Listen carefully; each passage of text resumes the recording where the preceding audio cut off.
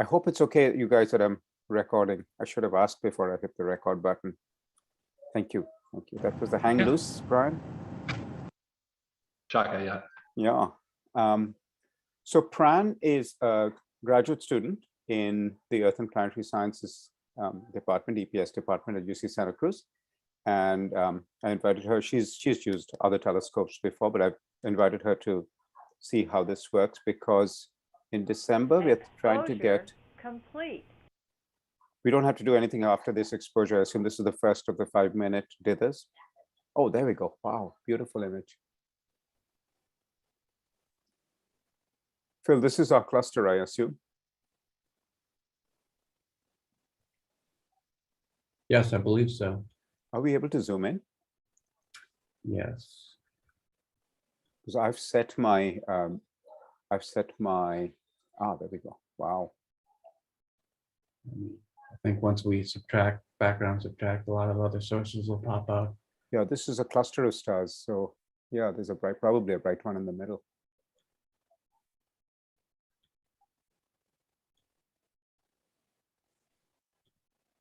How does histogram equalization look for this one? Ooh, wow. I'm sorry I asked. Wow, that is. You can see a bunch, but it's not quite the best display. I guess it is. Yeah, we're picking up all of the detector fixed pattern.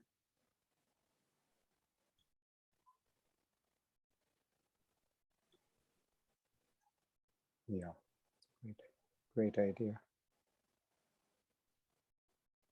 So this thing that looks like we're part of a final record. That's the doping pattern of the detector, is it? Of the Mercad. These stripes. Yeah, some sort of pattern on the detector that has to do with its fabrication. And it tracks out very well. Yeah, I can see faint stars with. Yeah, I wish there was some middle ground between the histogram equalization and the. Yeah. Oh wow. Okay, yeah, you can really see the fainter stars in the lower part of that. Oh, it lets you pan. It says it lets you pan. Oh, there we go. Yeah, that's what I want to do. Oh, there we go. Yeah, yeah, beautiful. Oh wow. So this is a star cluster in Andromeda. Wow, look at that. Oh, that is beautiful. Yeah, so we definitely have a bunch of sources here. It's a bit hard to pick out, but yeah, even that central source, still we know the shape of the PSM. So some of those lumps could be other stars, right? Yeah, they do. It does look like it's a bunch of stars on top of one another. Yeah. But these images should be sharper than Hubble images in terms of full width half maximum. If I recall, something like a factor 2 better than Hubble images. Yeah, because I mean, this is a good example of a. Oh yeah, yeah, that's a good point. That star looks perfectly round and well behaved. Yeah, yeah. Oh yeah, oh yeah. It has a few lumps. There's a few lumps, but Yeah, so I think that's the static PSF, but there'll be enough of those that you can, Yeah, yeah, exactly. We can build a PSF and deconvolve effectively. Wow, that is spectacular. Okay. So every star looks like a club sign in a pack of cards. And it's got a lump on top and 2 lumps on the one each on the left and right. But our main star cluster doesn't look exactly like that. So it's got other stars there. Yeah. So good. This Percy, thank you. This recording is working. So Sure. So Pran, you want to say a little bit about how you're planning to connect people from Eastern Europe, if you have a moment? Yes. Hi, everyone. Again, I am from Agostini. So I'm actually doing master's in planetary science at UC Santa Cruz, but I have been involved with astronomy outreach for the last decade. And I'm originally from Kosovo, where I also run the astronomy outreach program. That is the largest astronomy outreach program in Eastern Europe. Usually we reach like 25,000 people around within a year with our outreach activities. This is very new to me. I mean, joining this, it's really fun to see all of this. And I thought it would be really nice to also let other people know about this, because I never heard of this sessions before that you can actually join and watch you guys conduct real-time astronomy observations. And yeah, I plan to share this with other people, because I just came here tonight to see how this is all about. Okay. And I'm hoping there will be more people that will be joining next time I'm back. Thanks, Fran. That's fantastic. And I use mainly social media to notify most of the people that follow me and my work. So yeah, I think I would be able to reach more people. That's wonderful. Jeff, if you have a moment to introduce yourself, we'd love to hear from you.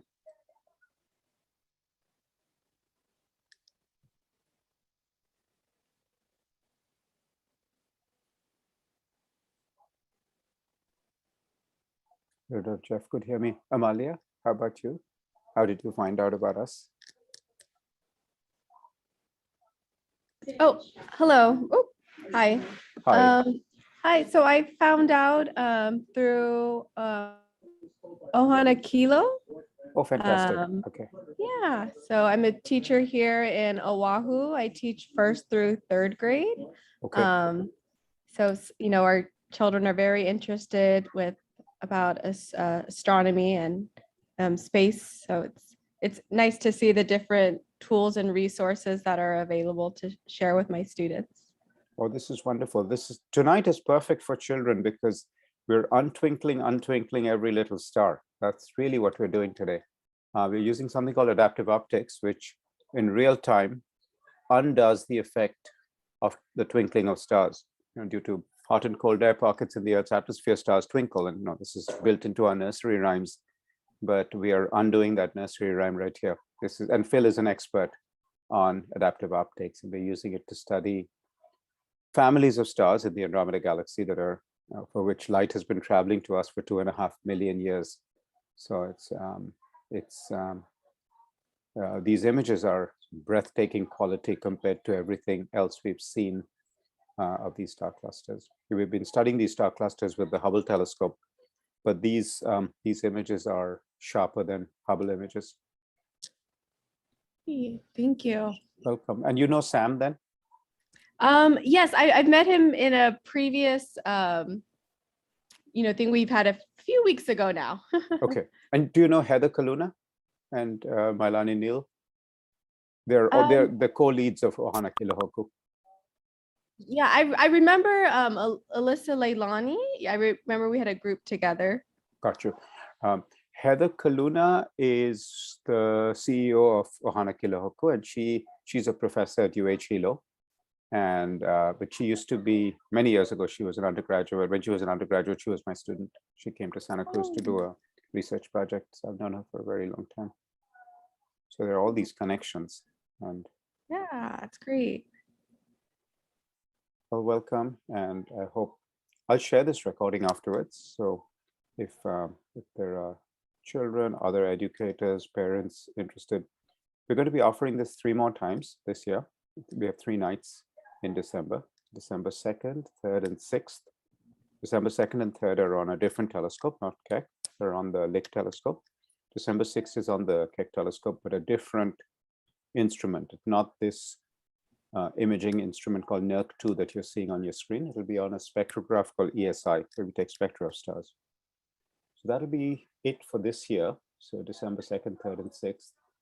And then soon we should know which nights in 2022 we'll have. And that will be starting not in January, but in February, earliest February, maybe later. But the semester runs from February 1st to July 31st. And it's called the A semester. The first semester of the year is called the A semester. So 2022A will run from February 1st to July 31st. That schedule will be out soon, in a couple of weeks' time. And the first thing I do when the schedule is out is I let Sam know so that he can advertise this on the Ohana Kilohoku network. I'll let Brian know, so Monica will know. The Keck schedule and Lick schedules come out slightly apart in time, but we'll soon know how many nights we have.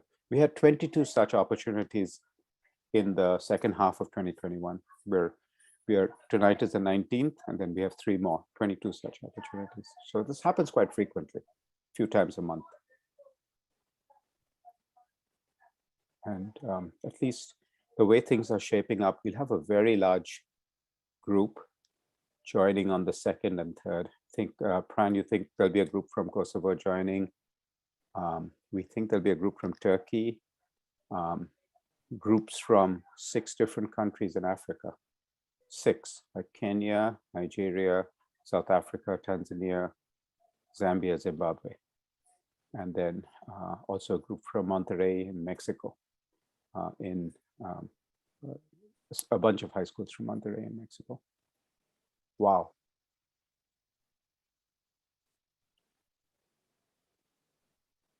That's a spectacular stretch, Phil. I could really see the star cluster in detail. So the way these observing runs go, exposure complete. You can hear the sound that says exposure complete. So we're taking a sequence of 5-minute exposures. And when we stop the first one, the remaining, we start a sequence of 5, and we just, it does all 5 in turn. Phil, it looks like it's doing a 2 and 2 throw, right? 2 in RA, 2 in DEC from the center. Because it looks like this moved to the lower right corner compared to the central image. Yeah, that looks right. So one was plenty, and I shouldn't have suggested 2, but this is fine. 2 is fine. It's not moving it out of the frame or anything. We haven't lost the cluster. Yeah. No, we haven't lost the cluster. So this field of view is tiny then. It's 5 by 5 or something like that. No, it's 10 by 10. 10 by 10. Okay. Am I zoomed in? Maybe I'm. No, I think what happened is the central Okay. image, the star cluster was not right at the center. I think it was a little lower right of center. I think that's what it is. I think the very first image, the central image, it was not quite at the center. I think it was lower right. That's what I recall. And so now I think it's, this must be the 3rd. It's finished the 3rd. It's on the 4th of 5. I'm assuming it does it like dots on the 5 of a die, right? 1 dot in the center and 4 in the 4 corners, I assume, for the dither. Yeah, that's what I've been visualizing. I think that's consistent with what we've seen. Right. So what it's doing is it's taking 5 different images of the cluster, but because the detector, in this case the digital detector, doesn't have a uniform response. Different pixels have different responses, so it helps to not have the image of interest, which is the star cluster, land on exactly the same pixels every time. It's good to move it around, so then you can. It helps. When we're trying to correct for detector sensitivity effects, it helps to have imaged the same star cluster on different parts of the detector. You can see sort of this shadow in the lower left part. You can see what looks like a line in the lower left, some kind of cold finger, I assume, like that line in the left. This line. Oh, you probably can't see my cursor, but anyway, if you have any questions, guys, this is a good time while we are doing this sequence, and then there'll be a flurry of activity and we switch to a different cluster, or we'll switch filters, I guess, and take images in another filter. Is this in what filter? Let me see if I can read that here. We are in filters K. So this is 2 microns, 2.2 microns is the wavelength of the light that we are seeing. And we will soon switch to the H filter, 1.6 micron, and take a series of 5 images. Since we have a small group today, let's see, we haven't heard from Jeff. And if not, I see H. Griffin. Would you like to take a moment to introduce yourself, please? Yeah, hello, I'm Hap Griffin from South Carolina, friend of friend Vera Hyseni. She sent me the link, so I'm glad to join tonight. Very nice to meet you. I didn't catch your first name, sorry. My name is Hap, H-A-P. Oh, Hap, okay. Fantastic. Are you an astronomer? I see astronomy images behind you. Yes, I'm an amateur astrophotographer. I've got an observatory here in South Carolina. Wonderful. Welcome. Welcome to our Shadow the Scientist nights. And Pran, thank you for making this connection. It's wonderful. We'll be doing this often. I think this is going to be a regular feature for us. Yeah, Pran and I have recently discovered an asteroid, so we've got that under our belt. This is the one that's named after her, or a different one? This is a new one. It's a new one. Okay. We were thinking of using some of our end of night time in the Lick telescope to take a spectrum of one of these asteroids to see what it looks like under a 3.5 meter telescope. Yeah, that would be great. The one that we recently discovered is currently at magnitude 25. Oh, that's too faint. Yeah. Okay. Yeah, I've got a 12.5 inch scope, and that's a little bit beyond what I can do. Well beyond, I would say. Yeah. There's an 18th magnitude asteroid that has Pran's name on it that we were going to try and get a spectrum of. Yeah, I've gotten a number of images and videos of her asteroid. Ah, I see. Okay. We were hoping to take a spectrum and see what the albedo of the asteroid is doing. All right. I've gotten a partial light curve, but not a complete cycle yet. I see. What is the rotation period of the asteroid? Right. I've gotten about 2 hours worth. I've gotten about 2 hours worth, and it's not a complete cycle, so it's obviously longer than that. Got it.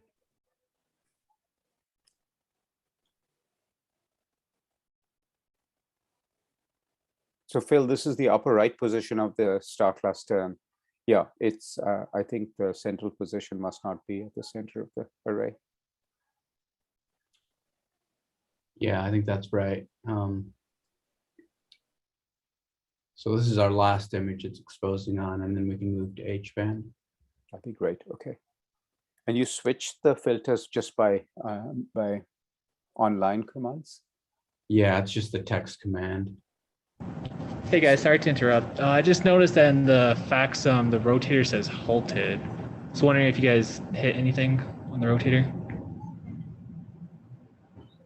No. Wow. No? Not sure. I do see halted. I do see that. I mean, we're still showing north, up, east to left on the rows, compass rows. So Yeah. I'm not sure what's. The drive angle is still changing, so that's confusing. What did you say is changing? The drive angle Okay. So in the FACSUM, yeah. I see. So that would be consistent with it not being halted, right? Yeah. Percy, do you have any thoughts on this?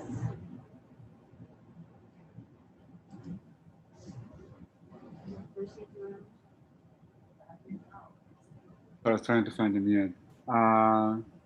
Do you have an idea how long it's been like this? I just noticed it, so yeah, I don't think it's been long. I think it's just when we offset it. Okay. Well, I guess this is the last exposure on this target. Should be the last one. Yeah.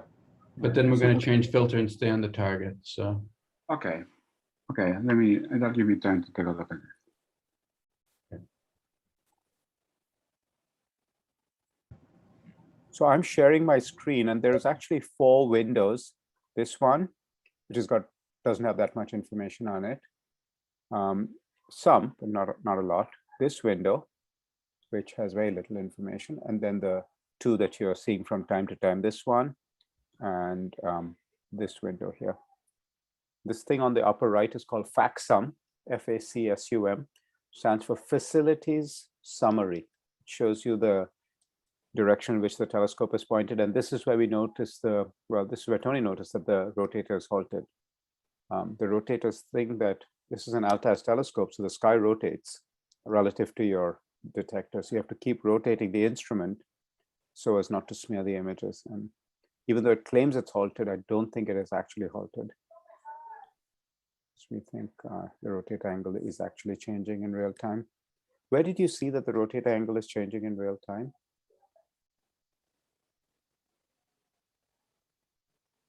Oh yeah, I see that, the drive angle. Yeah. But I don't think it's changing, but it's bouncing around. Right, okay, so it's meant to hold that steady, right? That's the sky PA that's trying to hold steady. Or is it meant to be changing gradually?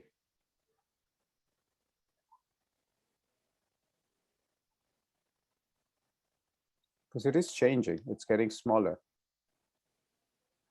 Or getting bigger, I guess. It's a negative quantity that is getting less negative.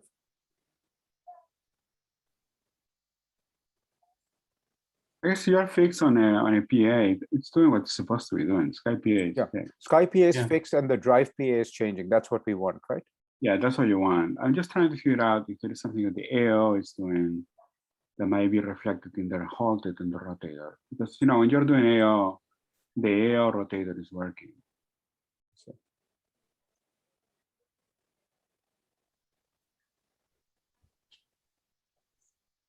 I mean, the last image looked great. So, well, we're still closed loop, so I don't think.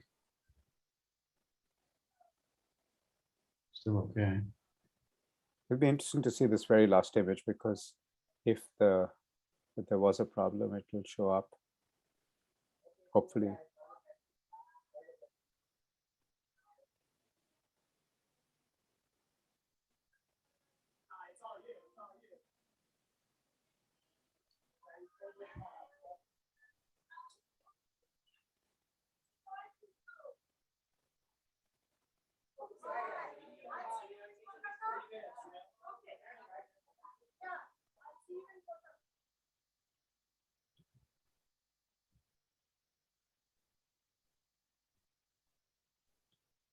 Phil, you said images 12. Exposure complete.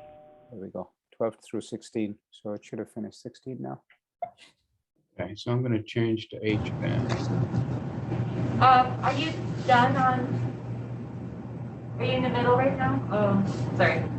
You're not exposing right now, correct? We are. We were about to change filters and continue exposing. Did you want to check something first? Yeah, I just found a ticket where a similar problem happened. So Tony, it says Julie fixed the problem by sending a rotator angle from Magic. Really? Which doesn't really make sense to me, but can you try just setting, I don't know, hitting rotate on Magic? And then, yeah, just try to rotate. And then could you resend your rotator angle from on your side, Philip?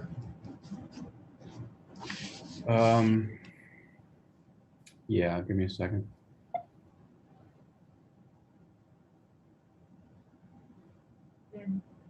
A new NERC2 observer, so I always have to look up the commands. On the tiptoe? Yeah. I just want to. Actually, just open the loop slowly. And then we can just reclose them. Yeah, just open the loop. So it says AO loops are not open. Unable to. Yeah. So open both? Yeah. And then tell me to rotate. Okay, you're good to rotate. The loops are open. Okay, here we go.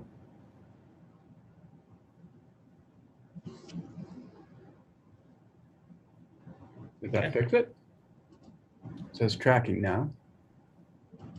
Okay, we're gonna reclose loops. It might be worth it to take just the test image just to make sure, but I think we should be in a good position here. In fact, everything is green on FACSUM. So tracking, AO control. Okay, taking a test image.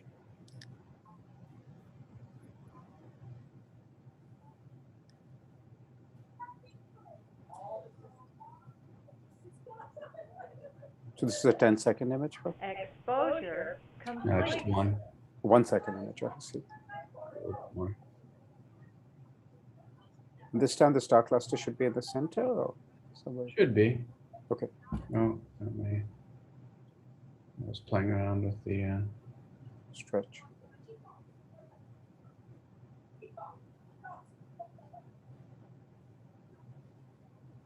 did I do? I think we barely rotated, so it should be, you know, if you see something in the center that looks about Yeah. right. It's right there. Cluster. I It's mean, right there. It's right there. And as we suspected, it's a little bottom of the center of the array. So that's why. Yeah. a Okay. little low. I Yeah. think that's because I don't think I quite trust the offset parameters I gave you.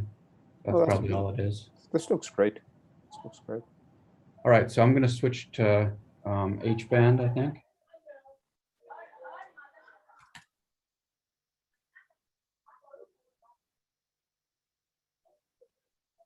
And we are closed loop, right? Yeah, we must be because otherwise. And it changed to H plus clear in the upper, in the NERC2 status window. So that's great.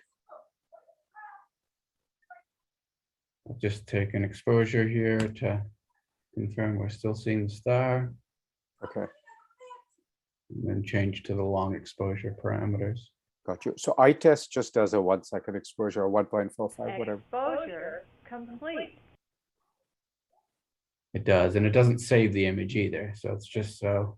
Okay, just test it. Okay, I see it there. It looked like it got a little brighter. This is in the H band. Yeah.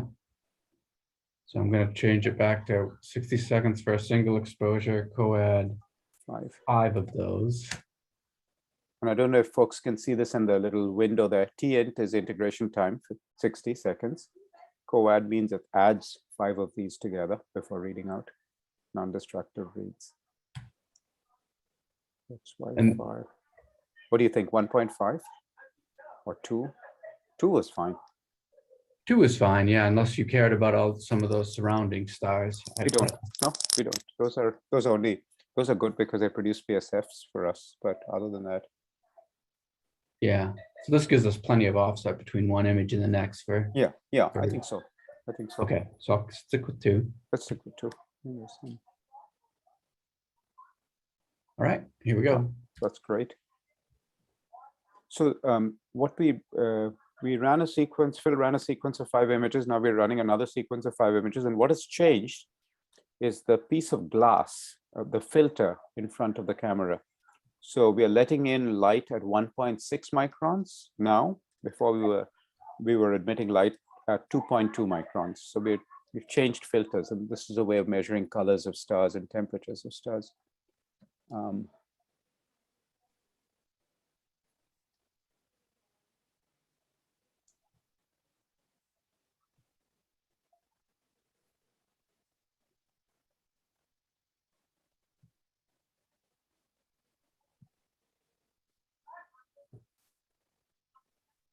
So this images in the H band, if I remember correctly, should have a sharper diffraction limit than the K band, but will have a lower Strel. That's right. Okay. So a smaller fraction of the light will be in the diffraction limited core. The rest will be in like a seeing limited PSF, but the core should be sharper.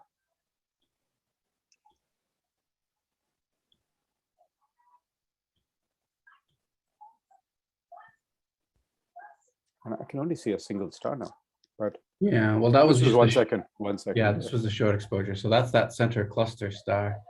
Got it.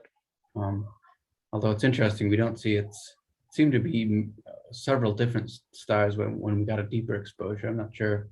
Maybe one of them's a very different color or something. Exactly. I was going to say it could be, and very often that happens where if it's a bright main sequence star, if the brightest star is a main sequence star, it could be quite blue compared to the red giants. Oh, yeah. Okay. Or it could be a blue supergiant or a red supergiant. In this case, the bright star does indeed look blue compared to at least in H minus K, it looks blue.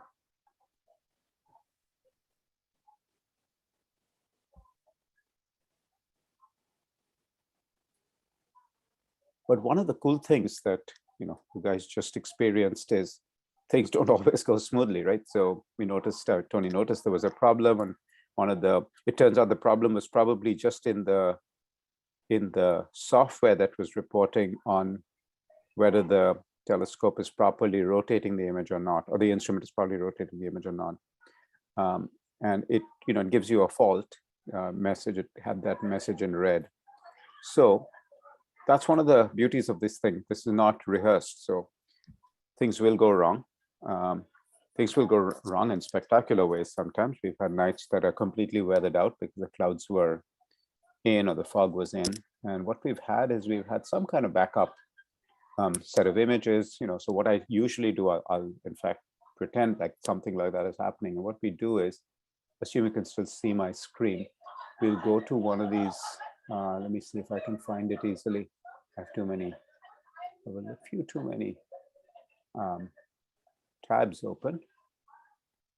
But let me see if I can find the particular one I'm looking for. No, not that one.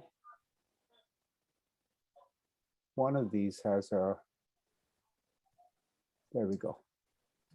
So, you have this image of the Virgo cluster taken with the Canada-France-Hawaii telescope. So, I remember one night the weather was, the telescope was shut down because of bad weather. And we just, used this image, zoomed in onto some of our favorite galaxies, talked about them.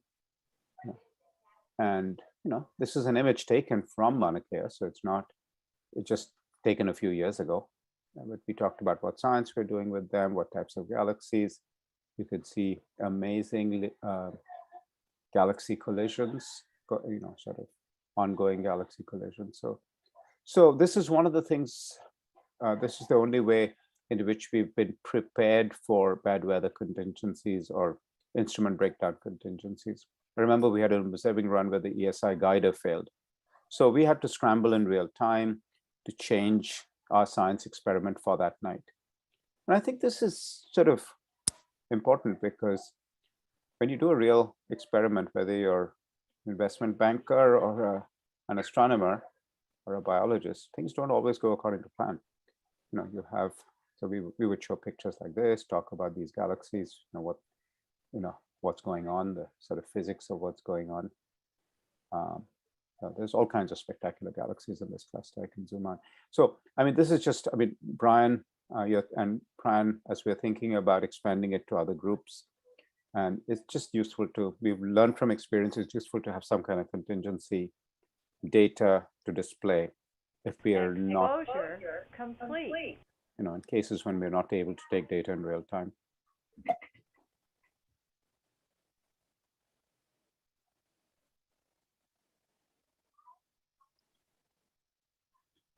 Oh, there's definitely other stars there. Okay, we switch back, sorry.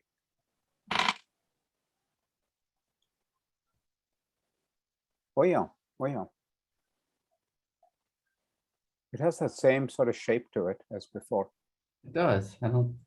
I think that's real. That can't be the PSF because I wouldn't expect the H and K band PSFs to be identical.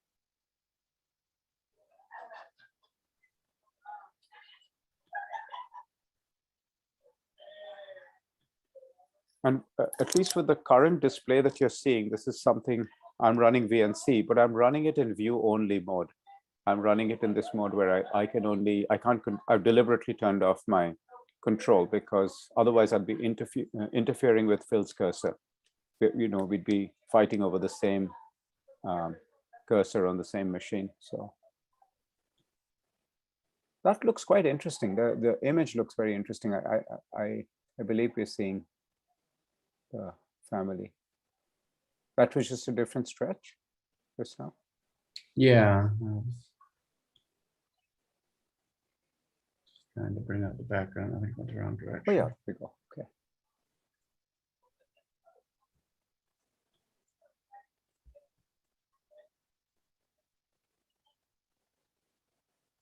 What if you lower the top from 10,000 to say 5,000?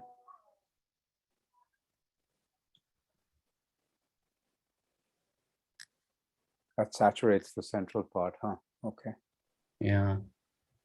In But fact, I'm because- worried that we're taking too long an exposure for this. For K-band, we were definitely under the 10,000 limit, but Yeah, are we over? we're over. We're at about 20,000. So The value, okay, I see, 20,000. Is that, where does it go nonlinear? Or where does it saturate? somewhere above 10,000 is where it goes nonlinear. I see. So Are there non-destructive reads that it saves at shorter exposures or not? No. We might want to stop this and shorten the exposure. I'm trying to decide whether to. Got it. Well, I mean, most of the frame will be fine, Yeah, but maybe before we move on, we should take a few short exposures so that sure, we can. sure. That would be good. Because let's see, this is what is it? Is the saturation is set by the integration time, or the integration time times the coads? No, it's the integration time. I So see. So instead of 60, if we just did 5-6 second exposures or something like that, or 10-second exposures, that would be. yeah, that should be fine. And that shouldn't take too much extra time. Right, right. But one of the things we should talk about before this gets too far along is which cluster you want to do next. Phil, you've got a good sense of which ones have the best guide stars. How far away is this one's guide star from it? This is about 11 or 12 arc seconds away. And it's a bright guide star? It's reasonably bright. It wasn't the brightest, but Sajnik gave us a bunch that were all about similar enough in brightness that I just chose the one that had pretty close. Okay. So I would choose another one of those given this. Yeah, let's do that. Unless Avi or Monica have any preferences there.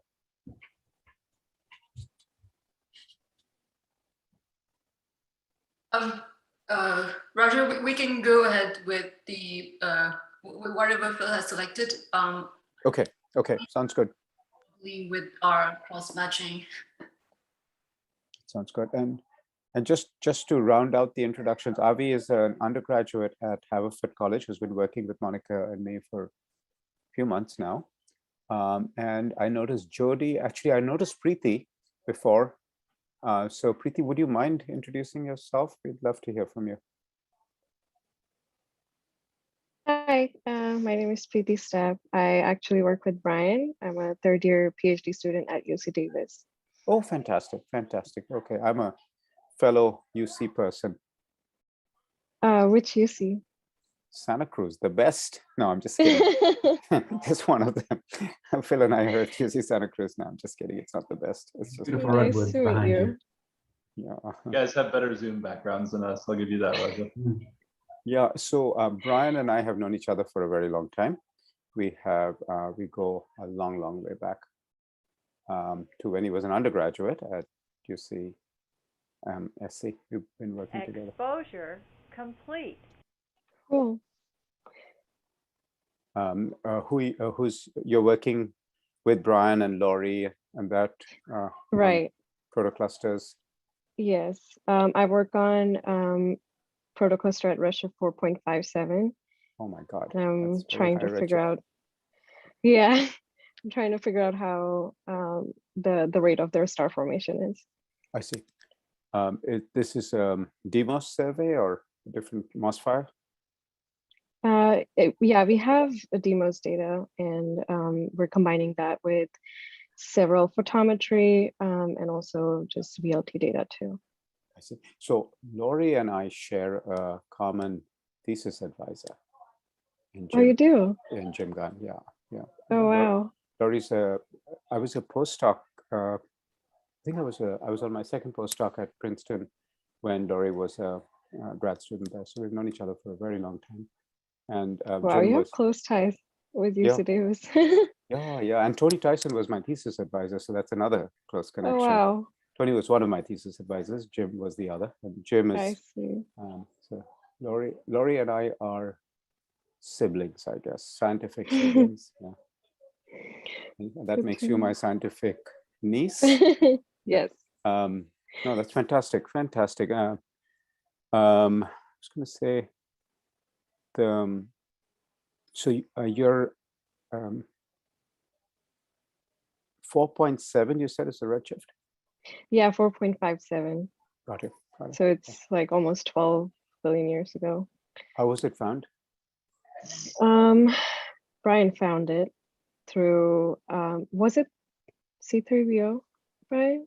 Yeah, it was. So yeah, Roger. So things have changed a little bit since the UC Santa Cruz days. So we were scratching and clawing back in 15 years ago for one galaxy at redshift 4.57, and we found a few. I remember in your office. But so this was discovered with a very large survey with the Very Large Telescope Array in Chile. So this survey was called the Demos Ultra Deep Survey. And this was Olivier Lefebvre who ran it out of Marseille, France.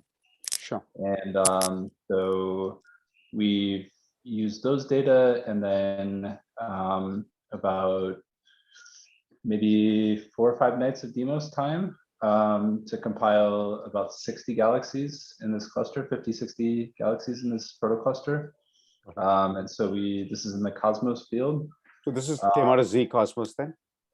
No, it's so VUDS is the survey, and it's the descendants of Z Cosmos, though we use Z Cosmos data as well. So yeah, so it's a giant amalgam of data from a lot of different telescopes. We have some very deep, very, very deep Demos spectra in the Candles fields, in the Candles area of Cosmos, Goods North and EGS, and Goods South. In fact, we have 32-hour integrations with Demos on some of these Goods North fields. This is part of something called the Halo 7D survey. Our Cosmos data are not as deep, but we're in the Candles area of Cosmos, and not the. I assume Z Cosmos was a much bigger area. Yeah, unfortunately, this particular protocluster is not in the Candles area. We could have definitely used the boost that Candles would provide, but unfortunately not. So I think it'll be in this new Cosmos Web program, so that'll be exciting. Who's leading that? That's Jehan and Caitlin Casey that are running that. Gotcha. Yeah, I know them from our Aegis collaboration years ago. So this is so Preeti, when I was a grad student with Jim and Tony, my thesis was on Lyman break galaxies. So it was one of the first papers on the Lyman dropout technique, and this was back in 1990. And the highest redshift galaxies known then were redshift 1, and they're really that was there was quasars known with higher redshift, but the highest redshift galaxies were at redshift 1. And this Lyman break dropout is of course for redshift 3 is when it drops out of the U band. So one of my thesis papers was on that, and I was sort of afraid to talk about it because people would think you're crazy. It's like walking around today with the highest redshift galaxies known as redshift 10, and if you told somebody your thesis was on redshift 30, they would sort of look at you funny, right? And this is but it's how the times have changed. You're on the frontier, so. Well, I was on the frontier, but yeah, the crazy frontier. Right. Frontiers of sanity. But Raja, I remember when I did my undergrad thesis with you, there was maybe like a few tens of galaxies confirmed at the redshift range that we were looking at. So like at redshift 4 to 5.5 or so with deep 2. That's right. And your paper with Marcin was on these high redshift Lyman alpha emitters. Yeah. So I mean, even to just step back 15 years now, I mean, there was we have more galaxies confirmed in this protocluster than was known in the entirety of astronomy 15 years ago. That's true. That's amazing. I didn't realize things have changed this much. Things have changed a lot. And with the same instrument too. That's kind of the funny part. Same telescope. So the galaxy that you were working on was also discovered with Keck? Yes. Or were you getting data? Okay. For Brian's Celia thesis, it all came from the Deep 2 survey. So they were, it was data in 4 fields. EGS was one of them. This was pre-Candles. Same people, but pre-Candles. It was Sandy and David, Sandy Faber, David Krul. And it was EGS. What were the 4 deep fields? EGS, and then, the other 3 fields were not any of these magnet fields. They were, no. This came from the Deep 2 survey was, the PI was Mark Davis, And the other faculty on it was Sandy Faber, David Koo, and myself. And of course, I felt like a graduate student next to those faculty for reasons that are perhaps obvious. But yeah, so it was as daunting for me as it was for everyone else on that project. So it was fun though. I hope you guys do this with your telescope time, really. And today you're not seeing that many students, but you will in December.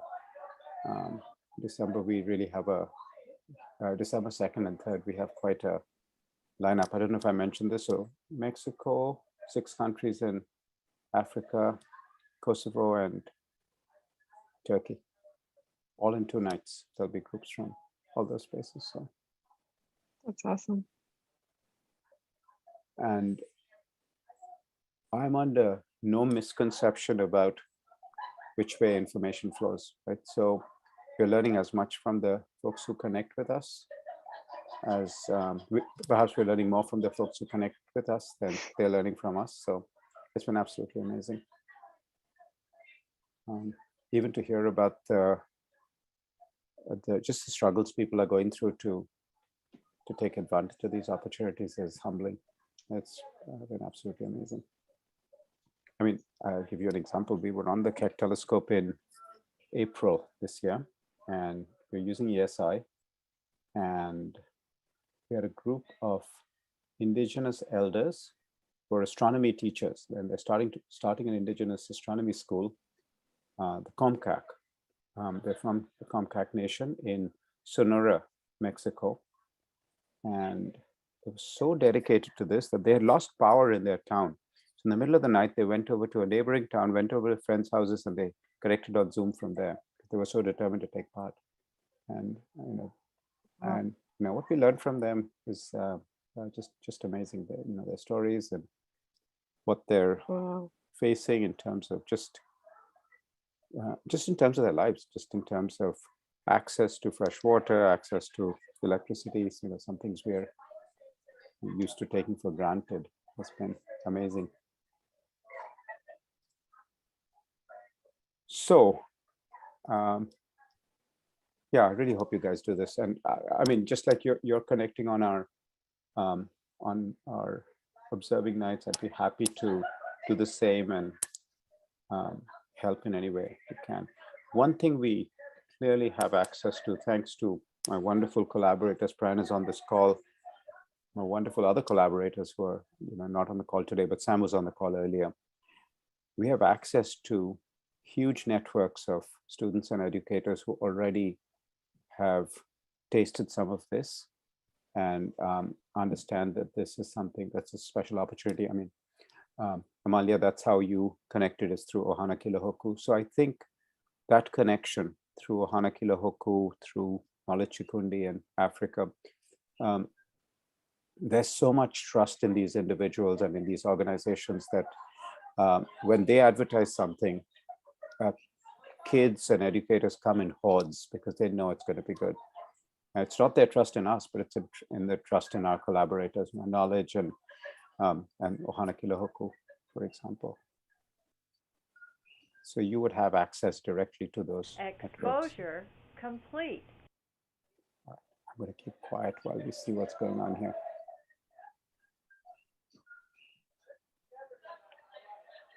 Is that the second last of the 5? That's right. So we've just started integration on the last 5-minute exposure. Got it.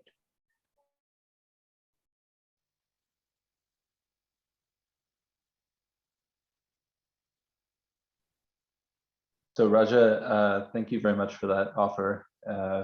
And I think we will plan to do it. So I asked Preeti to come tonight so that we could get a feel for how things work. And I'm hoping we're going to, so I'll email Sam after this and see if we can get something going. We're on the first half on December 30th.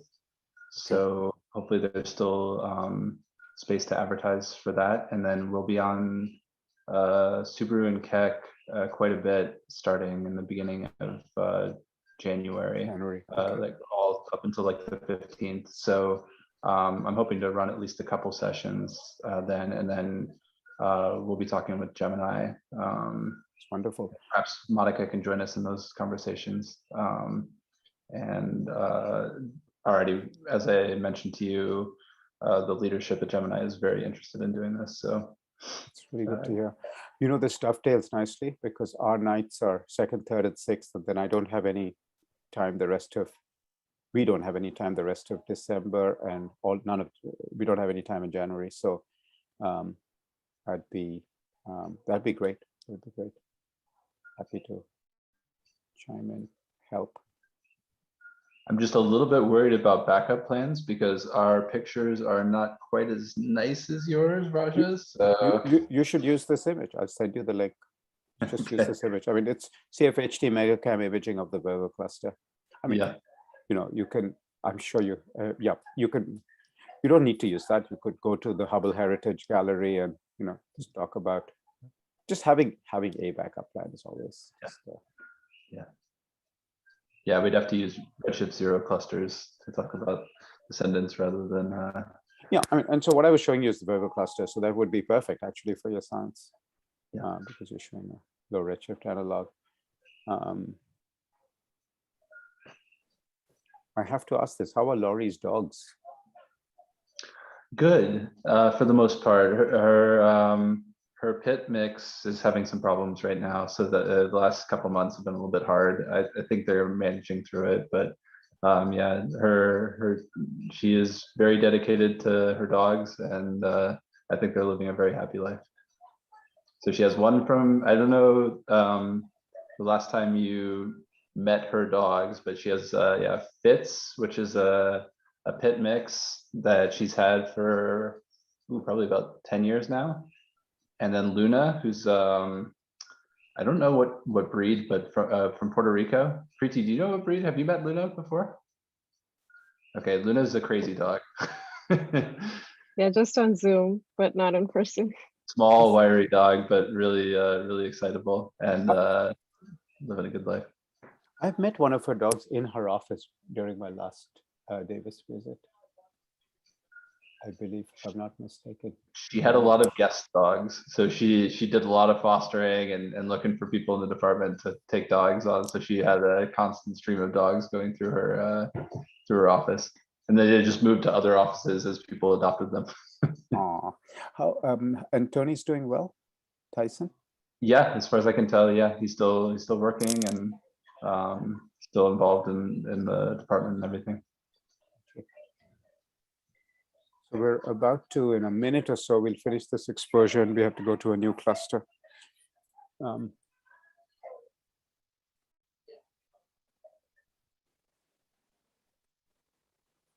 So for the next cluster, I like 1698 because same reason, it has a close guide star. Highlighted it for the OA. I see. And the guide star is row 32, index 32? Correct. Okay.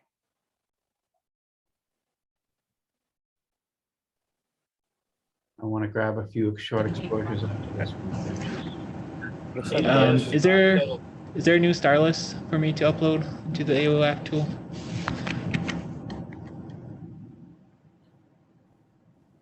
I thought I heard Percy mention something about it.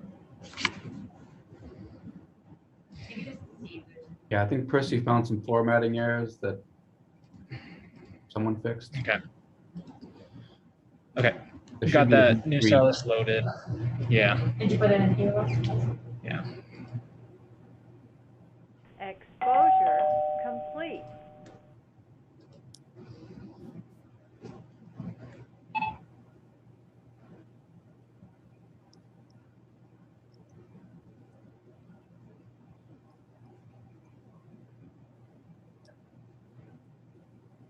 Okay, so I'm going to change to a 6-second exposure, 1 coad, and do a 3-point dither just to grab some images here.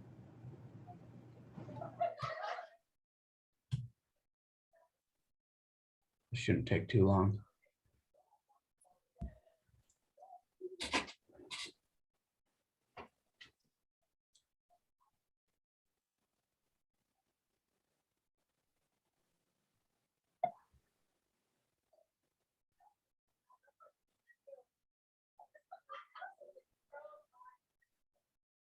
Phil, did you say 6-second exposure? Yes. Okay. In the H band? Yes. And there'll be 3 of these. Exposure complete. Oh, this is for the same cluster just to prevent saturation? That's right. I just want to make sure that we have good measurement of the brightness of that center star. Got it. Okay. And so the counts of the center should now be around 3,000 or 4,000 at most. It was 20,000 before. Exposure complete. Yeah, I'm wondering whether I've got fooled by the coads. Because this is, I put it down to 1 coad and now the peak brightness is like 300. Ah, so we may have been okay before. I think so. Because what matters then is the per coad count. Yes. Or per image count before the coad. Okay. So Yeah, we so we have to divide by 5. Five, So at five. 20,000, we were still at 4,000 per Yeah, image. or 5,000. Yeah, yeah. Or 4,000. Yeah, right. So that should be well below. Okay. Well, this would be a good test, right? We should be able to scale these up by a factor or whatever, subtract it from the others, and if there's no saturation, they should subtract beautifully. It still looks odd to me that for these short exposures, it looks almost like a point source. And then for those brighter ones, you can definitely see how extended it is. But I think maybe I'm just being fooled by. Might be a stretch thing, right? I wonder if we Yeah. really burn out the center, we might be able to see the same. Right. Well, I was quick to grab those images. So let's see, we should be on. So Pran, the number of clusters we'll target, since we have a half night and we're spending about an hour per cluster, we'll target about 5 clusters tonight, star clusters tonight, roughly that. And then your other question about once we finish taking the images, Phil is the expert on this. And so he's, we took half a night's worth of data on the 22nd of August.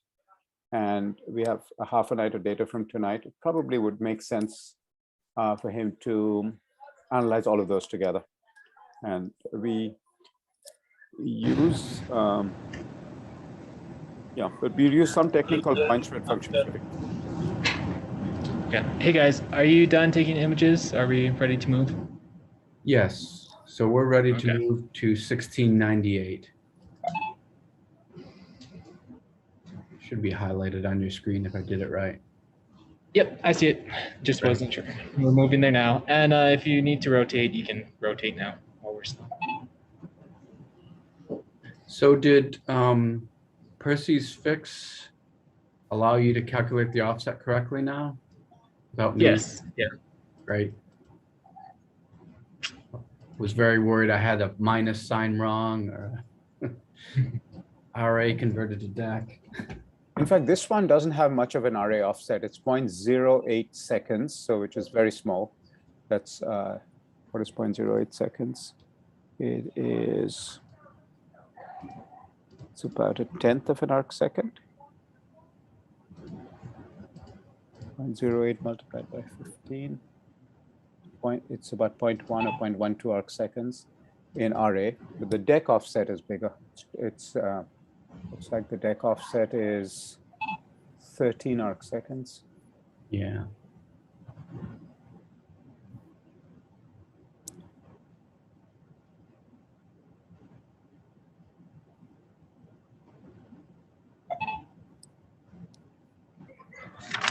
Somalia, do you teach all subjects to your students or?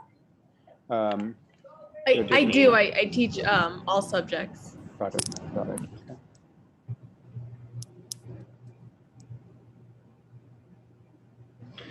Okay, loops are closed on the tip tilt star. Do you want to take an image here?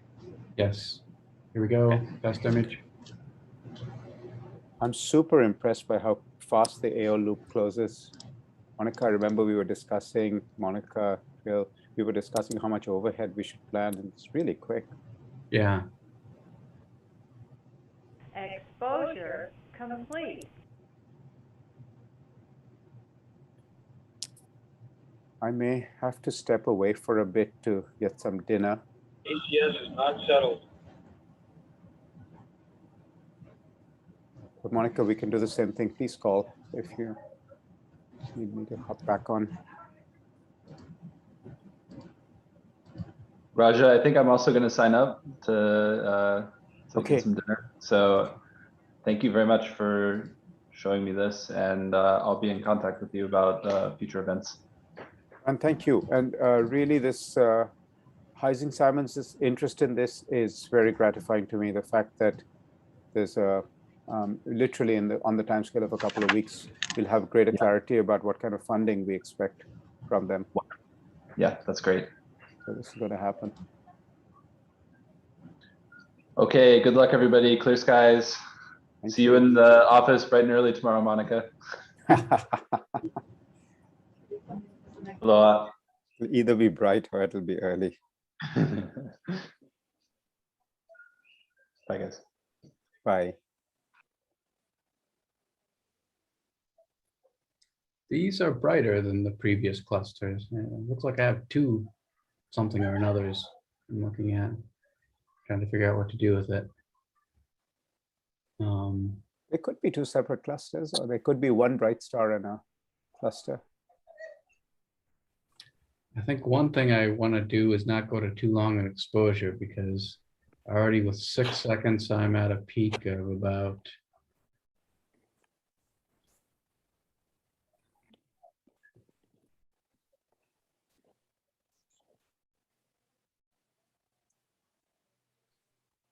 2,500. Yeah, 2,500 in each. So we can afford to go 4 times longer. Yeah. Or 3 times. So if we did 20 seconds, you think? 20 is fine.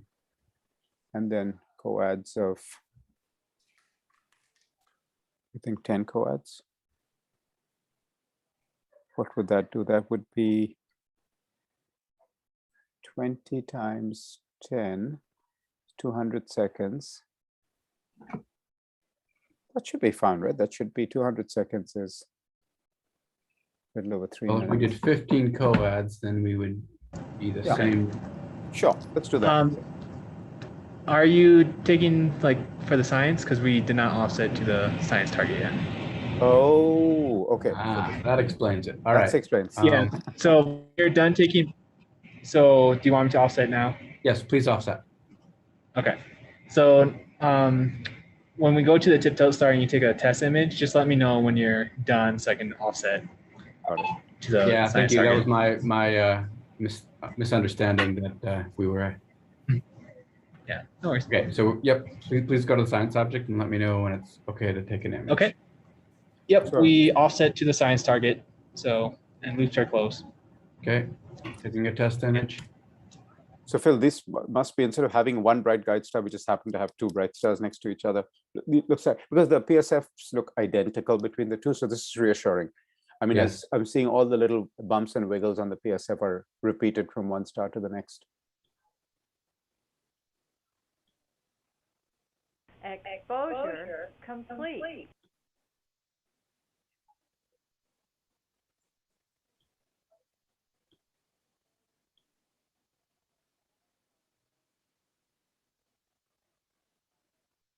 This must be the image of the new cluster. It is, but Are we zoomed in? I'm not seeing anything.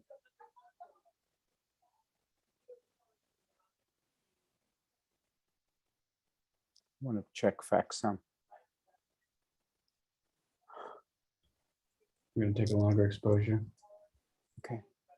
Just going to check one thing really quickly here. The offset is in the correct direction. It's offset north from the guide star. So that's how it should be. That's what, you see on the FactSum, it says plus 12.91. So it's a positive offset. That's what it should be according to the coordinates. This is star cluster 1698, I assume.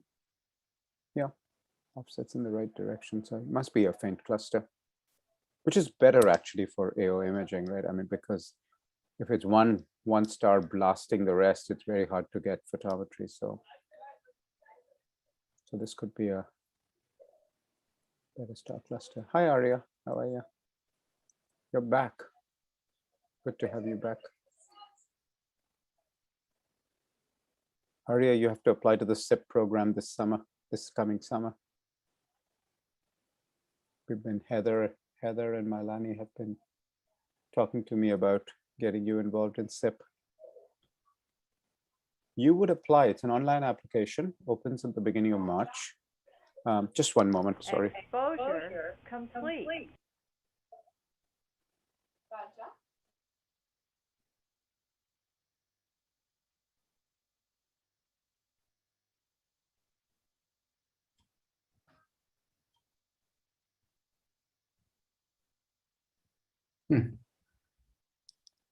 So Arya, there's a couple of things. We're going to run a Python tutorial probably in January, February.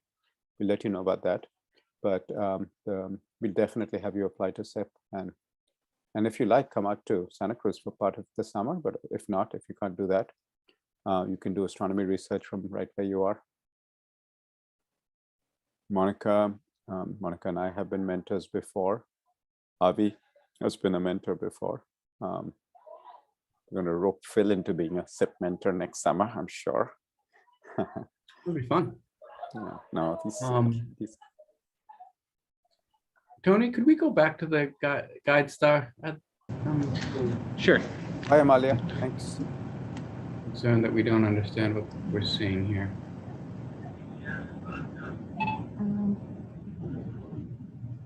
Do we also want to double check that we have the right one? I mean, I think we do.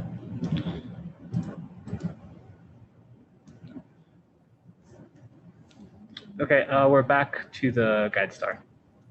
Thank you.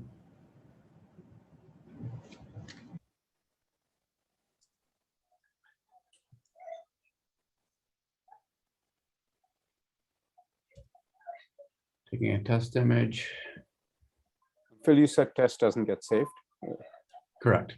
So, okay, 1.5 second image. Exposure complete. There we go. Nothing wrong. They're there. Yeah, and if we were locked on the left star compared to the right star, it really wouldn't matter. Make too much of a difference. Exactly. We would still be there. So I don't know what's going on. And the offset. Yeah, sorry. Well, I'm just looking at the guide star tool, and you know it does show exactly the guide star is pretty much due south of the science object by about 12 arc seconds. So I mean, it's putting in the right offset. Maybe it's a faint cluster, really faint. So. Well, there were some objects there. They weren't very near the center of the screen. So I wonder how. Yeah. And just to confirm, you know, kind of on our end, we're seeing that there's, you know, another star a little bit to the south of our double star. We're pretty sure we're locked in on the right one because it has the correct magnitude. But are you seeing kind of the same thing? Like, are you agreeing that with your finding chart, looks like we're locked in on the right one? I think so. I mean, the next star on the finder chart is another like 10 arc seconds down. So I doubt we're off by that much. Yeah, most would be off by an arc second or two. Wow. Huh. Well, I mean, do you want us to try locking in on? Because I think we're right now grabbing the top one of the two, right? I don't know if you want us to try the other one, but as you said, I don't think that would make a huge difference. I mean, you can see how separated they are. Yeah, it wouldn't make a difference which one you locked onto because the star cluster should still be well within the frame. Mm-hmm. So I'm looking at the magic guider and I see two stars, but is one of those just a reflection? Yeah, we have the ghosts on the left side, and then the right is what we're locked in on. Okay. And then you're seeing that fainter pair to the right of the brighter pair. Slightly to the upper right of the brighter pair. Those are ghosts, I believe. Yeah. Yeah, that must be the one you're referring to. That's about 10 arc seconds off. No, we don't mean that. But what Phil is saying, there's a pair of bright points, and then to the right of that, there's a pair of faint points. Yeah. Yeah. The faint points are ghosts. So, no, the faint points is a different star off to the right. So if we have the star in the reflection immediately to the left of it, and then on the right there's another star with its reflection, and that's the two faint guys you see. But we're seeing two stars on our NERC2 image, not on the guider. We're seeing two stars on the NERC2 image. How come we're seeing one on the guider? Is it a different star on the guider? We can see two on the guider. They're just, they might look just a little. Maybe there is no ghost image for this one. No, that's a ghost image. And then a little bit on the bottom, we can see the companion on the guider. It might just look elongated on your side, depending on what kind of cut you're using. Yeah. But we can see the two stars in the guider. Okay. And they're offset vertically from each other? Yes. I see. And Phil, that's what shows up as, because here north is, I mean, one is east of the other, and that's how it shows up on the NERC2 image. Right? Yes. In the NERC2 image, east-west is running horizontally. If you look at the rows on their screens. Yeah, exactly. Exactly. That makes sense. I get it. Yeah. So I mean, I think we're pointed where we expect to be. So I think we offset to the star cluster. Let's Yeah. let's take that makes sense now. Let's take a long exposure on that. What do you think, Monica? Do you have any objection to that? Yeah, I think it's fine, Roger.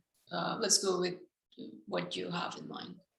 Yeah, let's just offset to the star cluster. Let's do a sequence of long exposures like we did before. Phil, you were doing, what is it, 5 minutes times 5? So, okay. Yes. Do you want me to offset to the target now? yes, please. Right, Phil? Okay. Yes. Go ahead. Okay.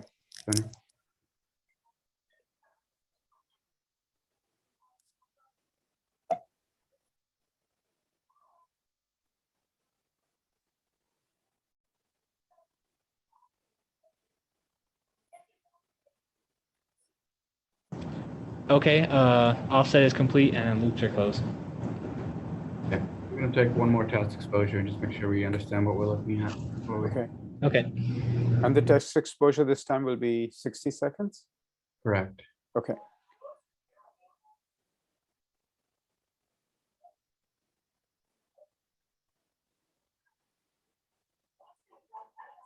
Hope there's something there.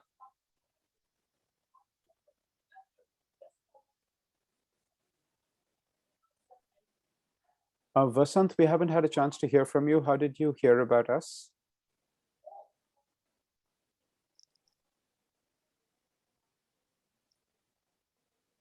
Oh, thanks. Which talk? From the Sacramento Valley? Oh, okay. Thanks. No problem. No problem, of course. When was that talk, Raja? I'm trying to remember. It must have been last month. It was virtual. I didn't go out to Sacramento, but I had planned on going out, but because of the pandemic. Yeah, about 6 weeks ago, right? Okay. Life has become such a blur now that I don't Exposure remember. complete. All right, moment of truth. Do we see something? Whoa, nothing. Absolutely nothing. What about changing? Yeah, let's see if changing the stretch does something.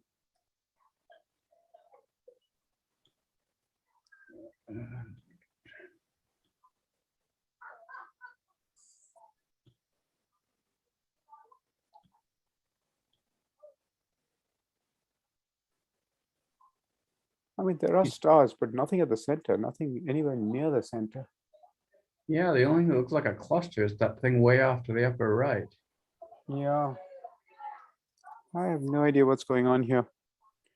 I'm hesitant to waste an hour on this. Yeah, there's no reason we need to choose this cluster given the problems. Let me look at what my next pick would be, unless Monica has a favorite. So we have been trying to cross match and with Avi's list, and apparently he has a pretty limited number, so nothing matched up with what Savnik has. Okay. I'm having my fingers crossed that what the list includes only clusters and the list is pure. That's what I'm hoping. So Phil, when we do the next exposure, is it possible that we put a break in the first, after the first, maybe to see what's going on? Sorry, I didn't catch that suggestion. Yeah, instead of taking 5 frames, like can we, for the first shot, like we just take 1 frame and just confirm that the cluster. That's what we've done here, Monica. We've taken a single 1-minute exposure to see if we see anything. Okay, so, yeah. So like the 5 or 1 hour that we haven't really spent on it. I got distracted. Yeah, this is just a 1-minute exposure. We haven't gone into the full sequence because it's not worth it for this one. There's nothing there. If we don't see anything in 1 minute, we're not going to see anything in 5. Okay, awesome. Thank you. Arya, I've just sent you the link to the program, and it's called the Science Internship Program. It's a summer thing.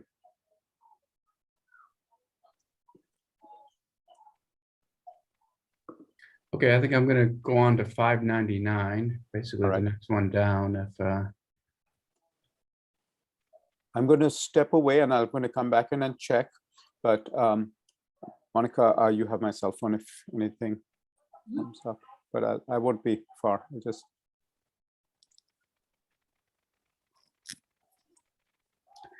Tony, I think I've highlighted the next science object I want us to go to, 599. Oh, okay. Slowing there.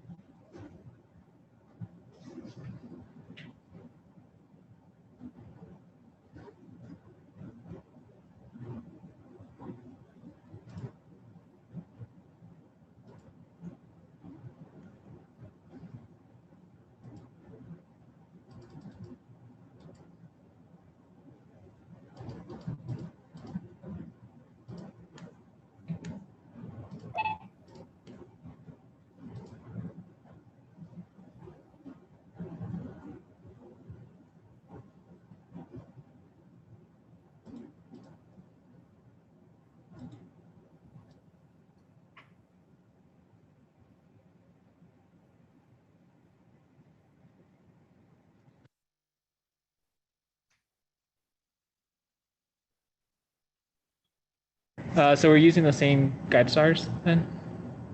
Looks like. Looks like it's based on Well, that's interesting. It is the same guide star. Yeah, just different offsets. Okay. Apparently.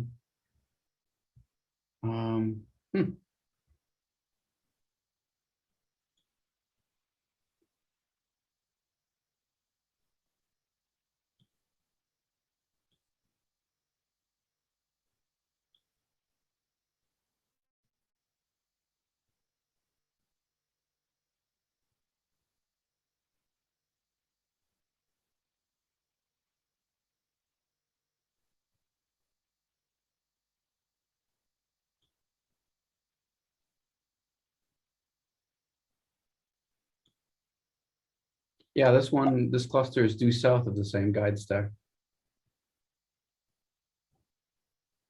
All right, well. I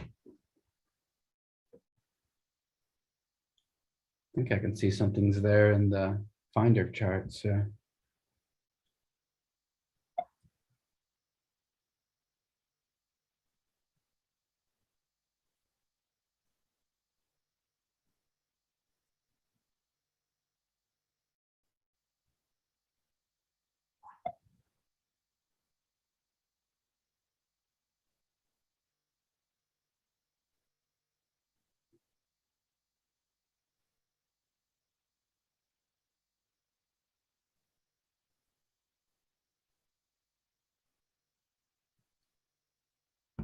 Okay, loops are closed. Do you want to take a test image? Okay, taking a test image. Which do you want to offset? And after the image is done, do you want to offset right away? Yes. Exposure complete. ACS is not settled. Okay, I'm gonna offset. Yeah, go ahead. Not surprising, this looks like the same guide star we were looking at.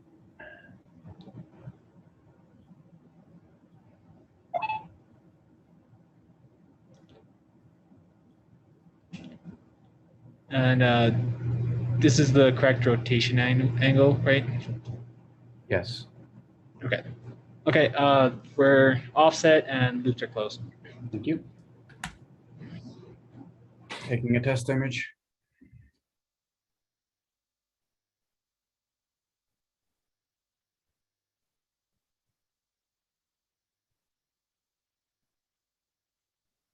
So I missed that. Exposure complete.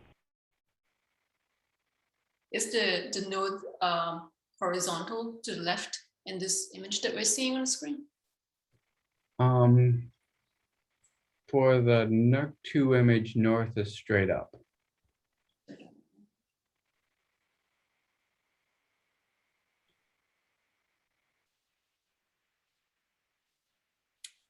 But I'm confused what's going on here.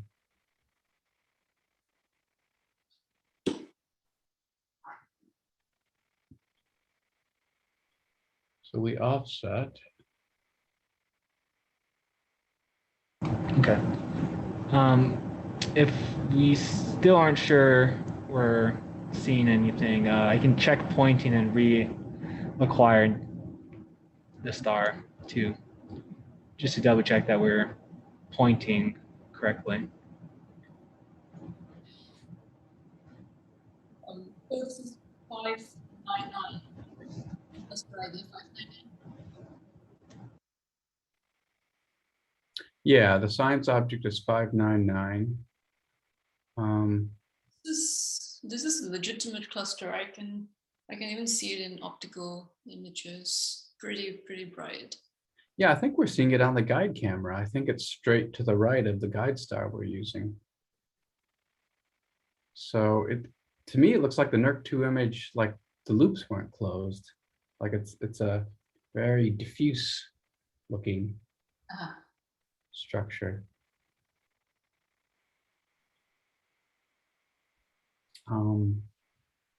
Let's try a slightly longer exposure.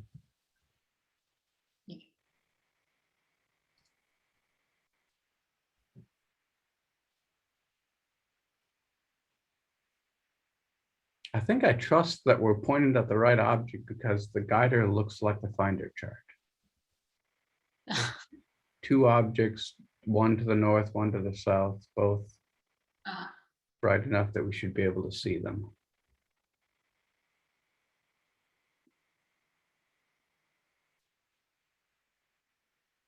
Exposure complete.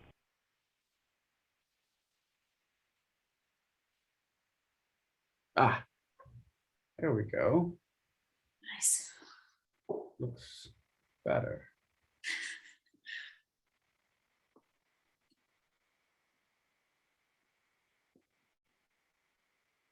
Okay, that is a beautiful looking cluster. It's just diffuse. Like there's a lot of faint sources, not one big cluster, a star at the center of the cluster. All right, so I think we should just take images here. You agree, Monica? Yeah. Yeah, that's exactly what we expected to see. Okay, so coads 5. So we're going to take 25 minutes worth of data here.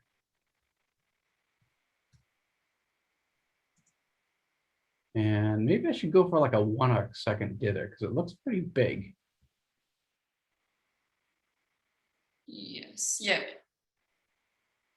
I mean, like the typical sizes that Roger mentioned, that was like 1 arc second. this might be, yeah, I mean, let's try out with 1 arc second per data. Okay. Yeah, there's something I don't understand about this number I put it. When I put 2, it actually seemed to do like a 4 arc second. Is there And- been like applied somehow in this script? Yeah, I don't know.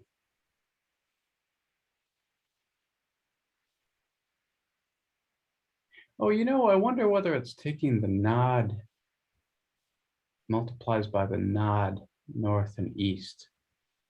And so that would make sense why I was doing a 1 arc second or a 4 arc second. Did there? Anyways, I think I'm going to go with 1. Well, which will actually be a 2 by 2 arc second data, which should be about it.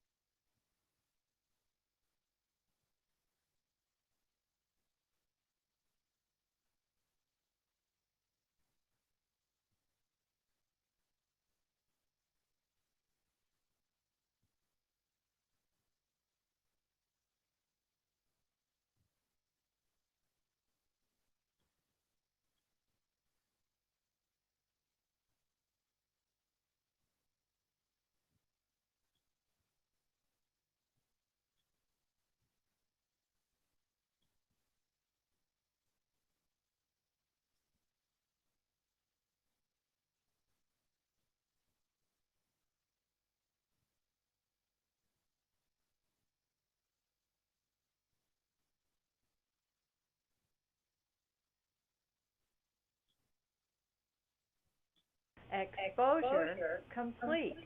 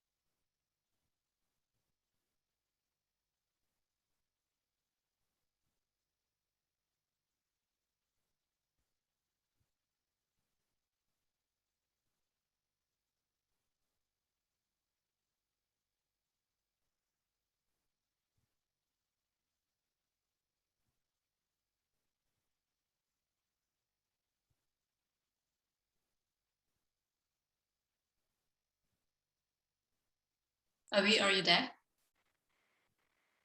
Yeah. Take a look at that image. Yeah. And the dots that you're seeing, and then you're struggling to difference. So you're trying to figure out one of those stars being variable or not, right? So cool. Definitely.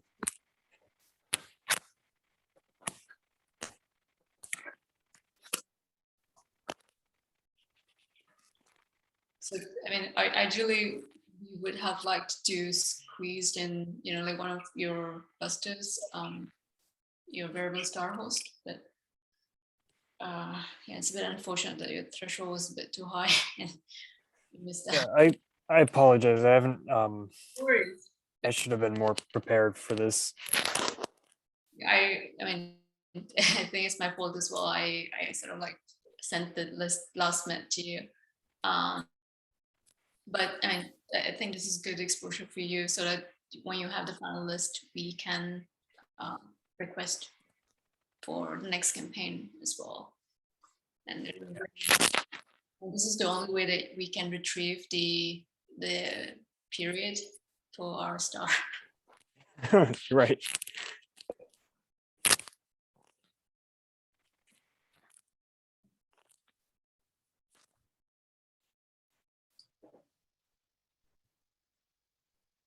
Exposure complete.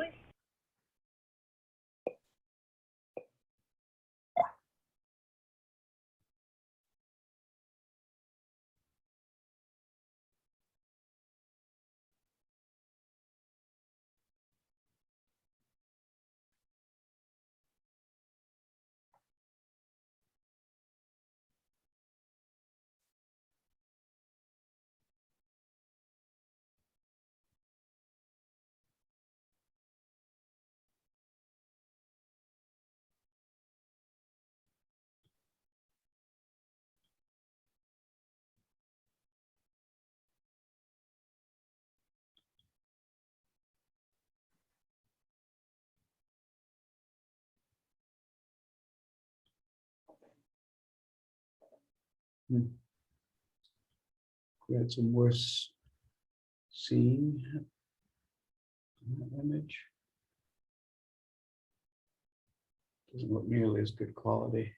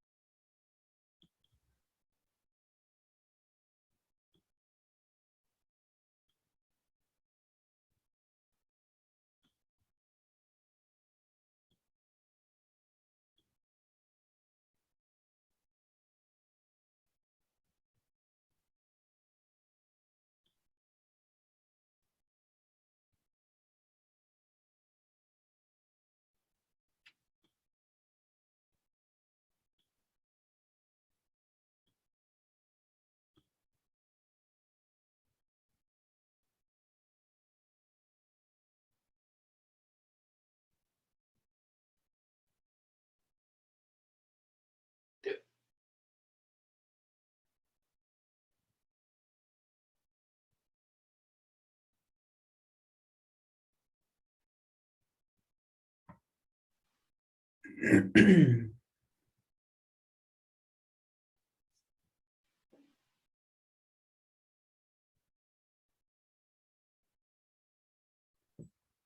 gonna grab a coffee. I'll be right back. Yeah, sure. Yeah, a few more minutes.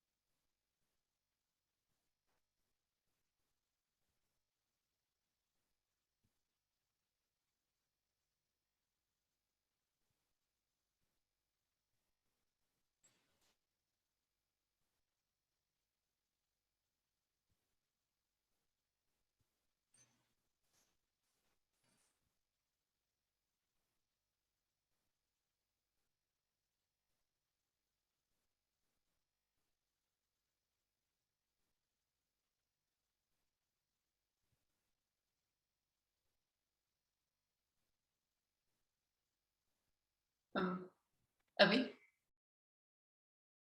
Yeah. So you're reading in the file, right, on Data Lab right now? Is it being done automatically?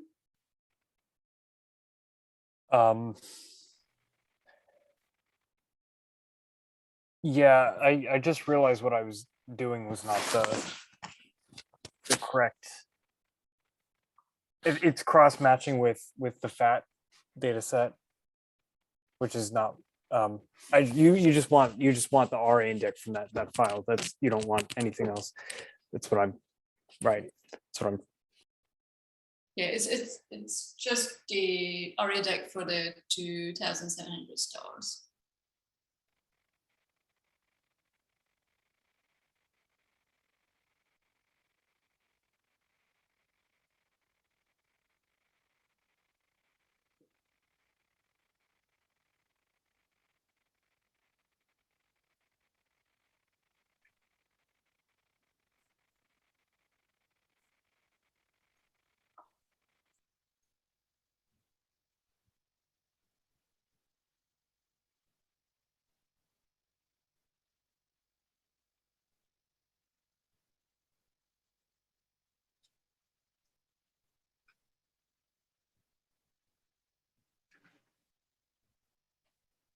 Exposure complete.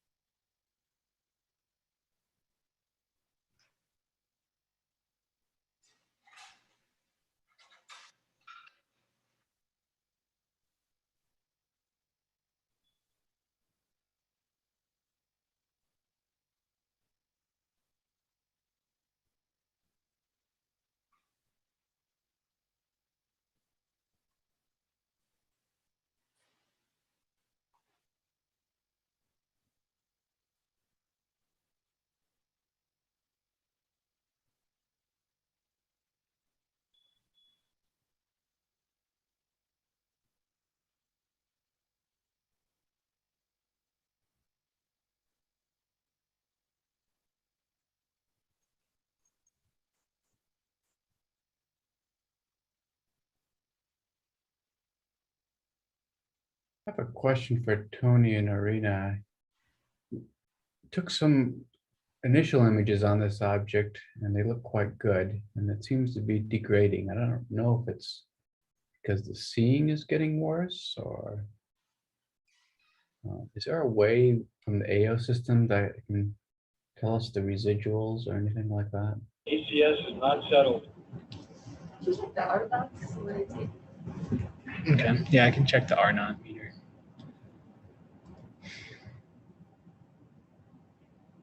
Where does the R0 Just- come from? It's the post-AO correction measurement of the scene. From the wavefront sensor? Yes. Okay. But just, looking at things on our end, I don't see anything wrong necessarily.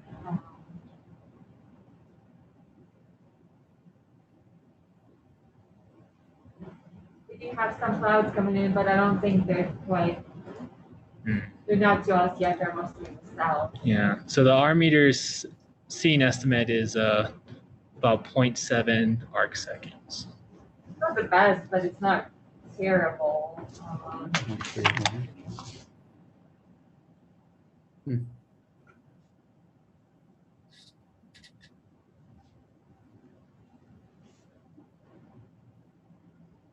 I really don't see much on our end. I could be wrong.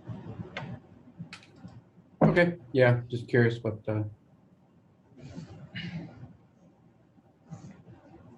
I was looking on the NGS AO status or something like that, and I didn't see where the R0 is reported. Is that something that I have access to, or is it just in the operator GUI? I'm not sure. I pulled it up from the Maori GUI. Yeah, that's on our end. That might be a question for Percy, but honestly, I don't think that's something we can directly do, but okay. I'm not 100% sure. Yeah, for the Sacrament, we don't have a lot of information like what you would like to get. I think the closest one that we have is, you get the image of a star. I mean, there is a way to calculate the strail from that, but that's the closest we can do to get like a wavefront error. Okay, yeah, I was just curious what's available.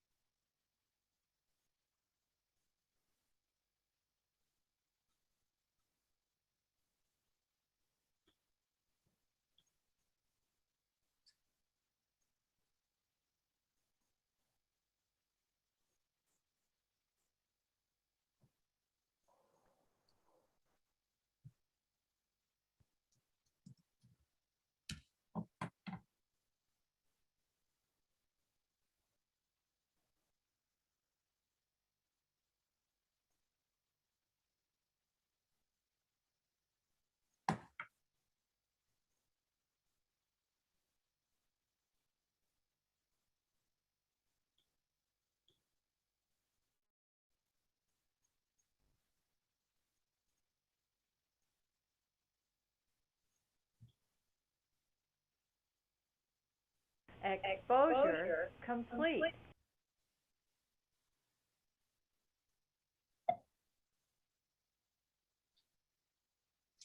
Yeah, okay.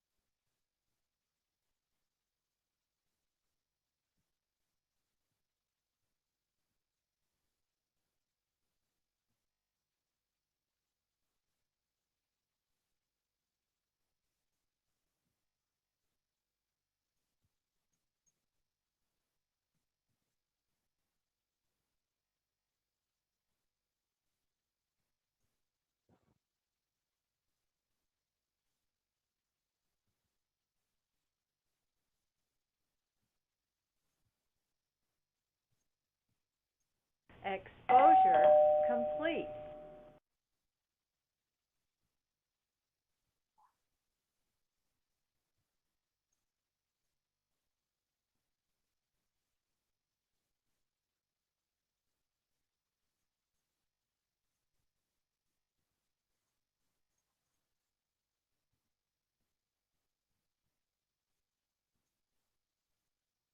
Well, I think I'm going to switch to K-band. I'm a little nervous that these last few images have all looked poorer quality. I'm looking at the CFHT seeing monitor, and it's up around 1 arc second, so I may have just hit a back patch of bad seeing, but first image or two of this cluster was really beautiful, and then these last few almost look like I'm not sure they're usable.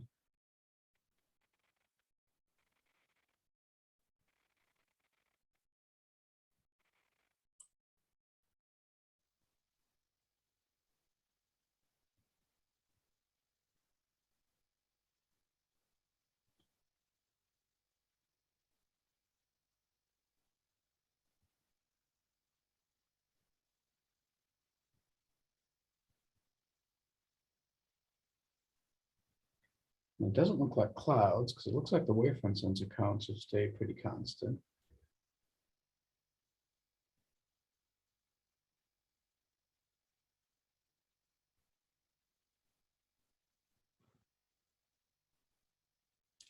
All right, well, here we go. Taking some more data. K-band.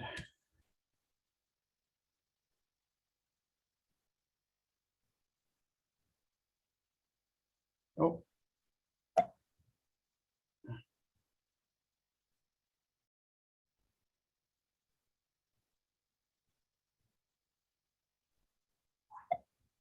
We had a new visitor. Hi, Austin.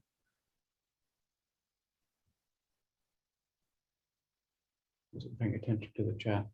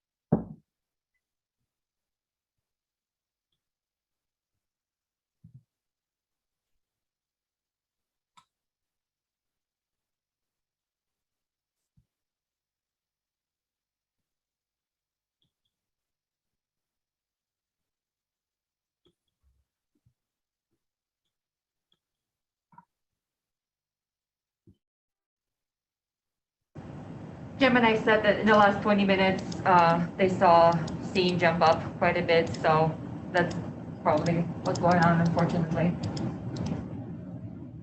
Okay, yeah, I think that's consistent with what we're seeing. Hopefully it'll get back down.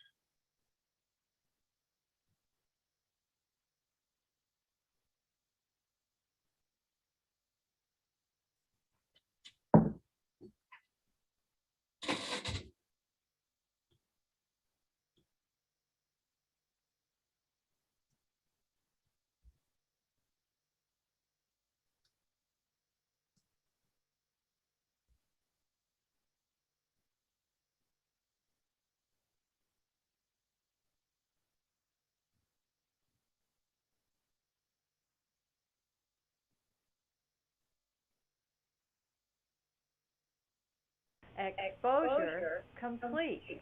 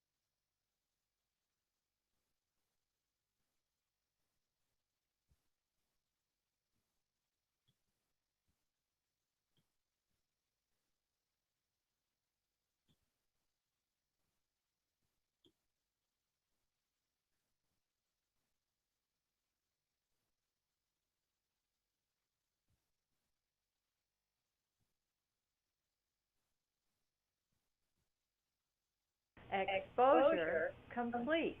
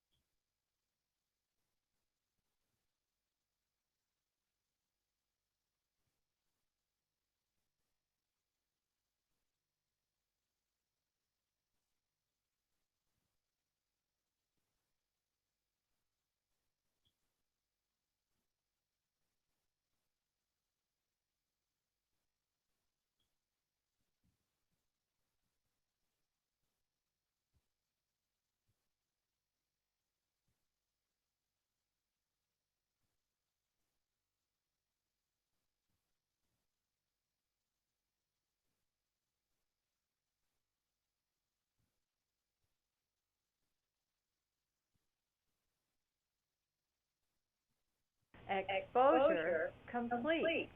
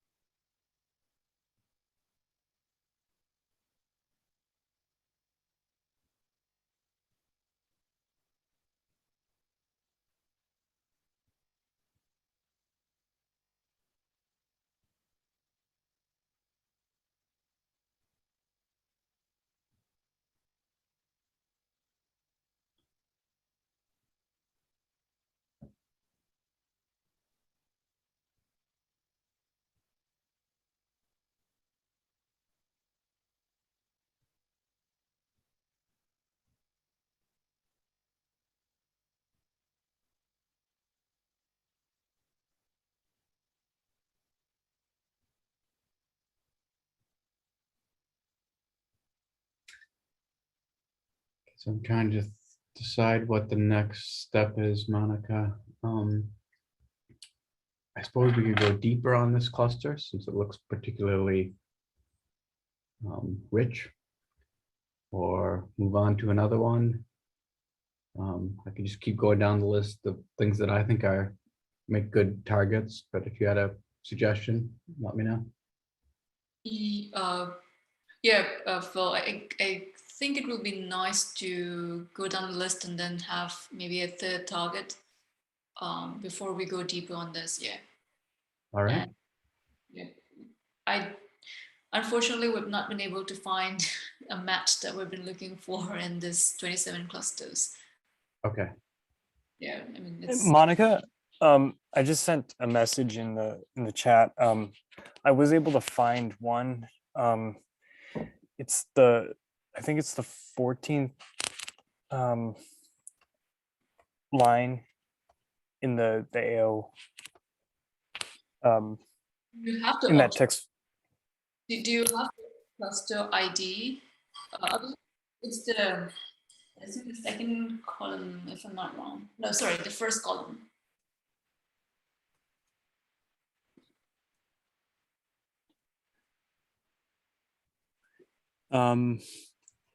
You said second column, or Which file are you looking at? the one sent at the beginning. Okay. So can you read off what is there in the first column then? It says I think 13, then 3983. Is that? Can you please copy the line on in the chat? 3983 is a cluster ID. That's line 13. So that's. Yeah. So if we could squeeze that in. Oh. Yeah, 398.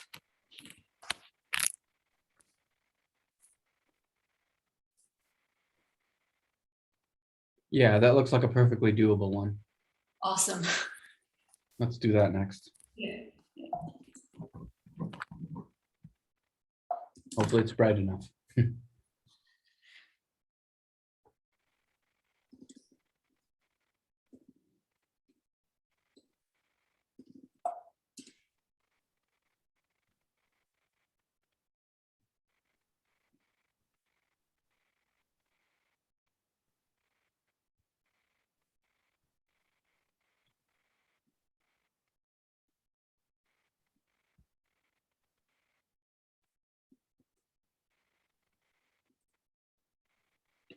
Avi, what was the sigma? Exposure complete. The threshold that I set for the detection. For this cluster?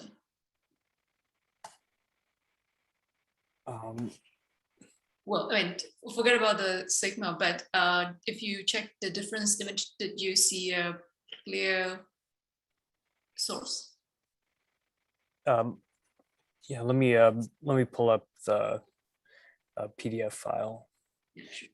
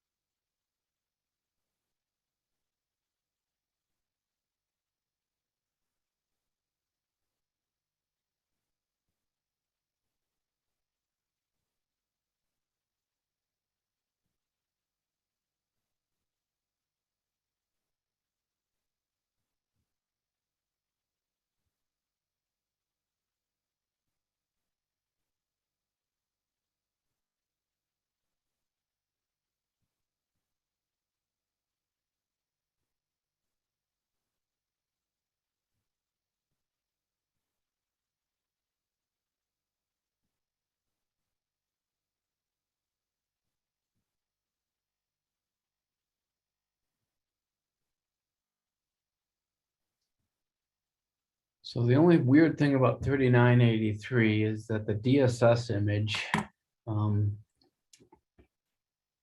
looks odd. I clicked on the SDSS. I'm not sure if SDSS is there, but it seems that there is a blob of light, at least in the SDSS frame. Okay. Well, it's worth a try, because I mean, I think I trust Sajnik's photometry from the HST more than anything. Yeah. But we may have trouble.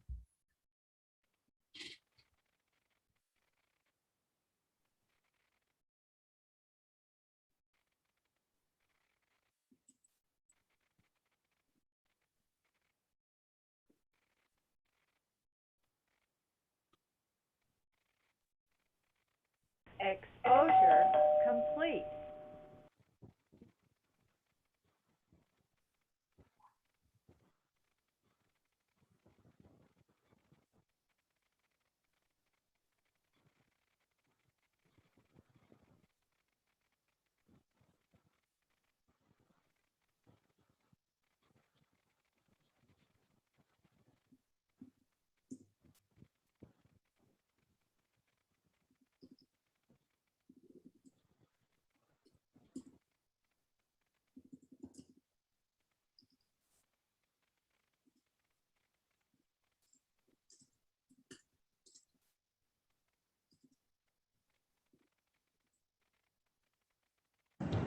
Was that your last exposure?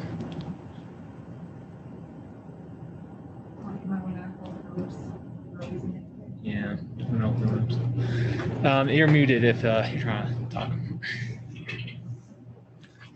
Sorry, I was talking to you, and anyway, we're ready to move to our next science target. It's 3983. Should be highlighted for you. Okay. Still in there now.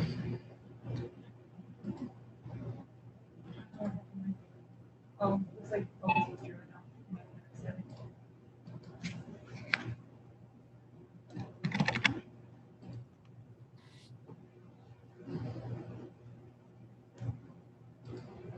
Cluster looks quite nice in K. A lot of sources.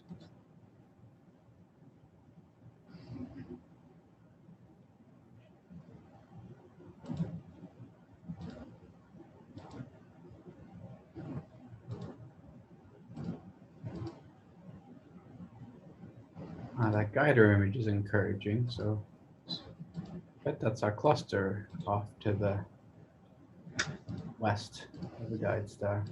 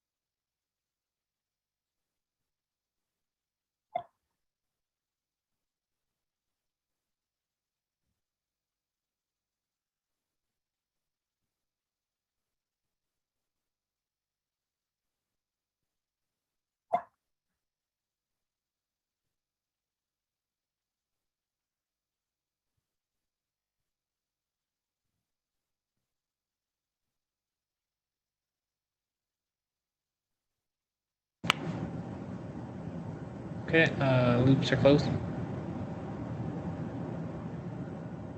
This is the guide star we're on, right? Yes, the guide star. Do you want to take an image? Just, I will right now.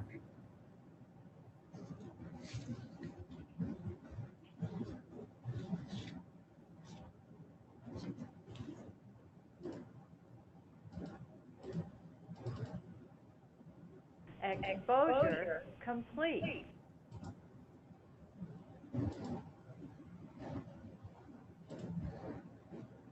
Okay, yep, I can see the guide star. Could we offset the science target now? Okay, offsetting.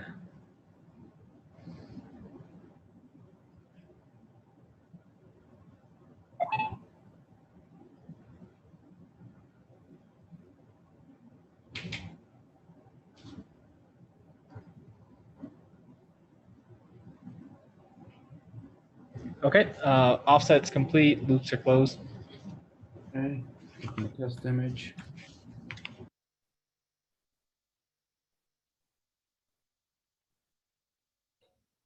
I'm back, you guys. Sorry for the long delay, but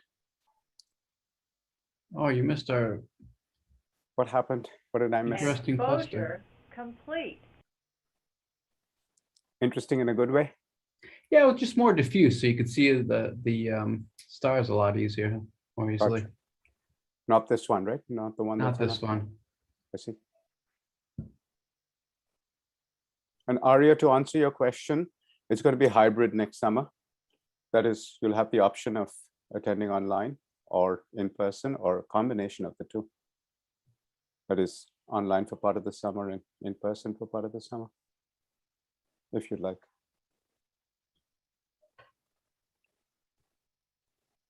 Okay, I'm convinced this is our cluster. I'm hoping that was just a bad image. This looks quite diffuse, Phil, right? So this is similar to the last one? Yeah, it doesn't look like very good correction at the moment, but that might just be momentary. We've been having good seeing and then bouts of sort of mediocre seeing, maybe even bad. I see. So this is an AO corrected image, this one?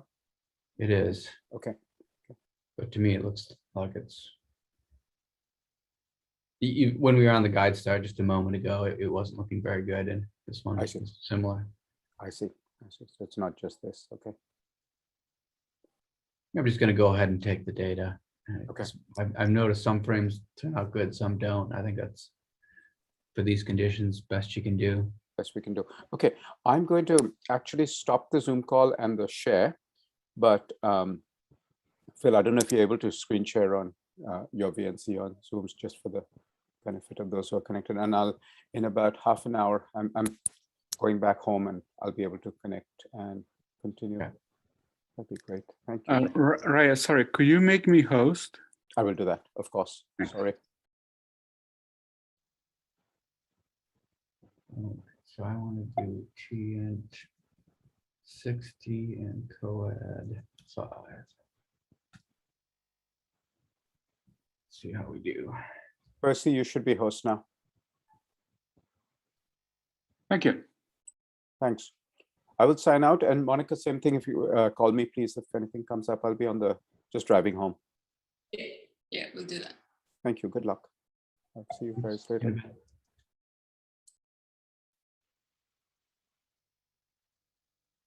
I see a lot of new names on the list, so I haven't had a chance to say hello to everyone, but I will later. Take care.